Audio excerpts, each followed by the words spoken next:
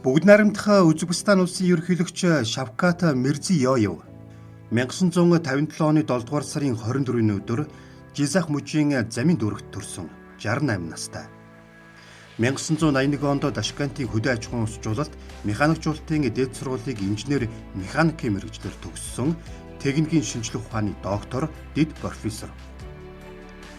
1981-ээс 1990 онд Ташкентийн хөдөө аж ахуйн усжуулалт механикжуулалтын дээд сургуульд эрдэм шинжилгээний ажилтан ахлах багш, дэд профессор, эрдэм шинжилгээ эрхэлсэн дэд захирал.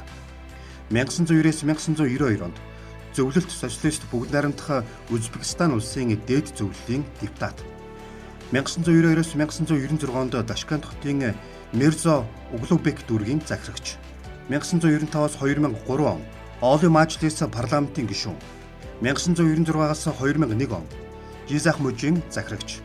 2003-аас 2016 он бүгд найрамдах Үзбекистан улсын ерөнхий сайд. 2016 оны 9 дугаар сарын 8 бүгд найрамдах Үзбекистан улсын ерөнхийлөгчийн үүргийг гүйцэтгэгч. 2016 оны 12 дугаар сарын 14 бүгд найрамдах Үзбекистан улсын ерөнхийлөгч.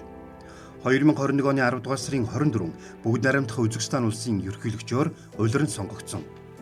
2023 оны 7 дугаар сарын 9-ноос бүгд найрамдах Үзбекистан улсын ерөнхийлөгчөөр 7 жилээр улиран сонгогдсон.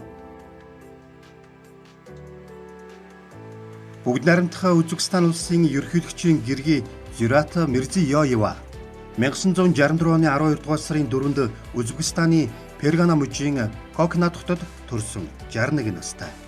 1986 онд Ташкентийн хөдөө аж ахуйн усжуулалт механикжуулалтын дээд сургуулийг инженер эдийн засгч мэргэжлэр төгссөн. Төрийн удирдлага нийгмийн эдийн засгийн амьдрал дахь эмэгтэйчүүдийн үүрэг оролцоог нэмэгдүүлэх нь орон нутгийн доктортой хөгжилд үзүүлэх нөлөөллийн үнэлгээ сэдвээр эдийн засгийн ухааны докторийн зэрэг хамгаалсан. Тэрбээр 2020 оноос байгаль орчин эрүүл мэнд боловсруулах нийгэм хүртээмжтэй хөгжлийн салбаруудад өргөн чиглэлээр сайн санааны төсөл хөтөлбөр хэрэгжүүлдэг олон улсын замын сангийн удирдах зөвлөлийн дараагаар ажиллаж байна.